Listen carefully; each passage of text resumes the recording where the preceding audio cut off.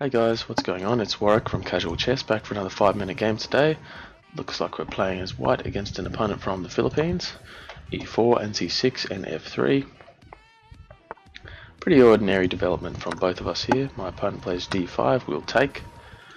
And this gives us a good opportunity to get both knights into the game pretty quickly and kick that queen around. Okay, let's see how this all goes. I'll play BE2.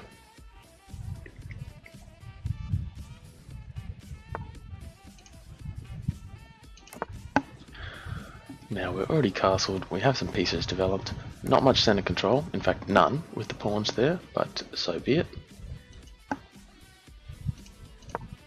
D3.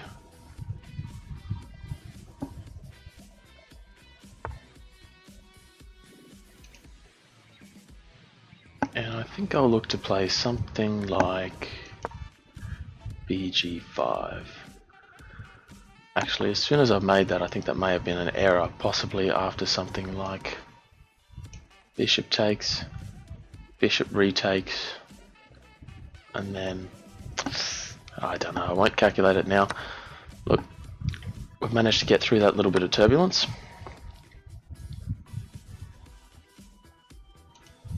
So what's next for this game?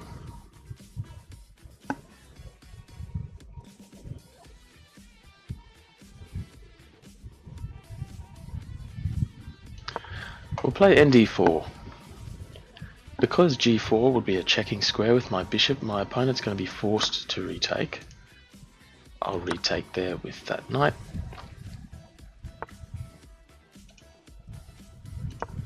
And now I'll position the knight on G3. I think that's a fairly good defensive square, threatening my opponent. Queen F3 now, and I'm looking to make a check on the F5 square and potentially trade the queens off the board. Looks like I'm going to be given an opportunity to do just that. So we will play that now. And then we'll place our knight on... I was going to say we'll place our knight on the F5 square after retakes, but we aren't going to be given that opportunity. It's okay. We'll play NCE4 instead, still attacking that F6 square. Attacking that F6 square would come with a kick of the rook there on G8, but he's moved it now. So,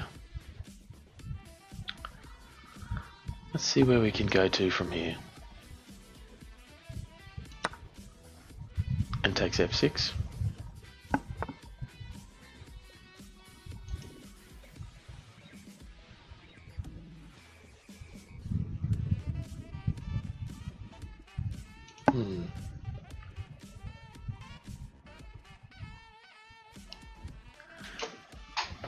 Now what are my options here?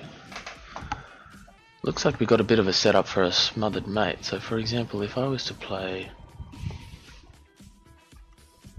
knight d4. No, unfortunately that doesn't look like it would work. Knight d4.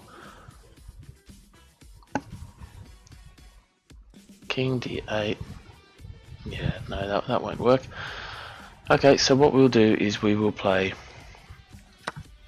queen takes e5. I'm expecting knight takes c2 or something along those lines.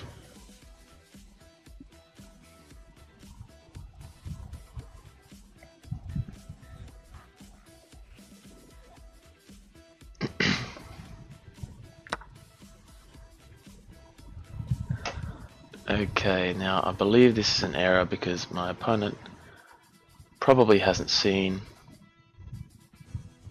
the move rook c1, or have they?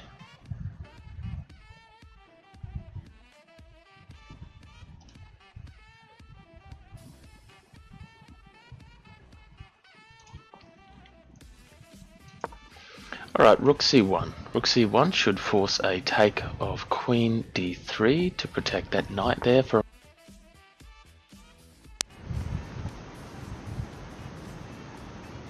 Okay, I was actually not expecting that.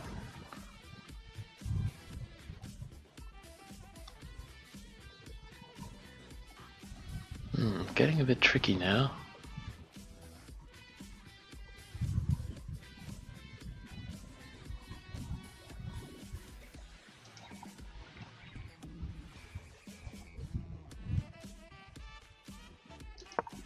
Queen f5, I think we'll play it. We are running out of a little bit of time, so I'm going to have to accelerate the pace here. I'm expecting a move like bishop takes on g3. I'm expecting potentially a retake with the pawn on the f file. We'll see how this all plays out. Okay. Not as well as I had hoped.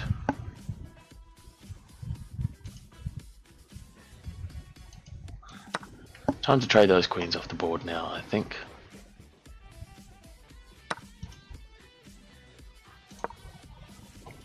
And fe4.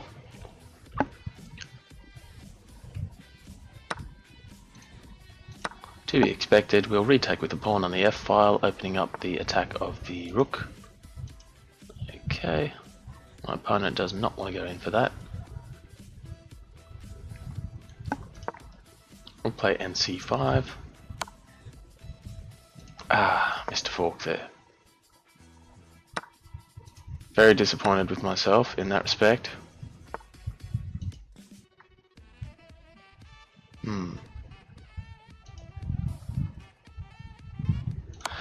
Okay, he kicks me away with b6. We'll still defend that pawn on the d3 square.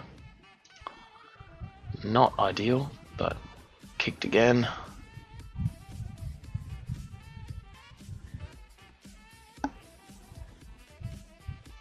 Well, no other choice really but to drop back to c2. Really running out of time here now. Okay. I don't really have the option of trying to play the rook up the board. I'm going to have to check by placing the rook on e1.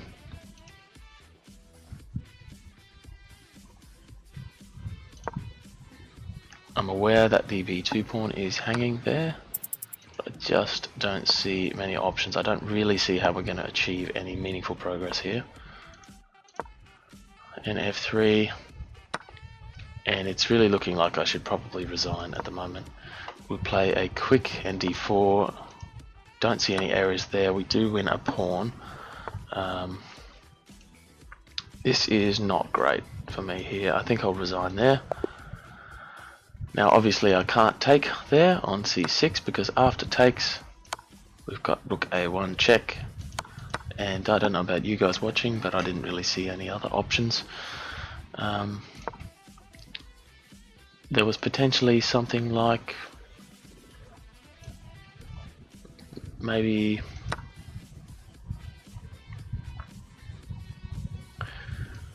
perhaps we could have moved nf3, maybe we had e2 after that, or g1, but obviously my opponent can simply advance the pawns down the board there, the a, b and c pawns, and there's not much I can do. I will be forced to trade that rook off eventually, and I'll get mated over in that back corner, or with a queen, or with whatever piece my opponent chooses to get to the end of the board. So a good game there from my opponent. Not too much that needs to be analysed there. Probably just my long time taking to make some moves. Queen takes e5, for example. It's a hanging pawn, yes, and it does also hang my own pawn on c2, but it took me a long time to make that decision. Probably what would have been better would be to take on queen g6, get that gone pretty quickly, and then after something like rook takes, I'm unsure. Maybe ngE4, and then after knight takes, I'm not sure. I've got options here. My opponent's got a pretty well advanced knight, but I've got two pretty well advanced knights. I've got rooks. We're even on the board. I don't see big threats attempting to line up on the g2 square. Something like bishop to e7 sort of threatens my position there with the two knights and allows him to double up on g8 and g6.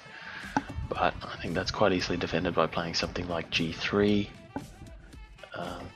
I would have to get around to that after making a move of the knight dropping back to maybe h7. Oh well, look, we'll explore that better another day perhaps, but at the moment, a decent outcome for this game. We did lose, but I think we played pretty well, and some lessons to be learned in there. I could just move a little bit more quickly, especially those queen moves when I played, I think it was queen takes e5. So, alright, well we're outplayed today, but I will catch you in the next one. Hopefully we can come back and improve again in that one. If you liked the video, please give it a like. If you didn't like the video, please let me know what I could do to improve. And I will hopefully see you guys in the next one. Thanks.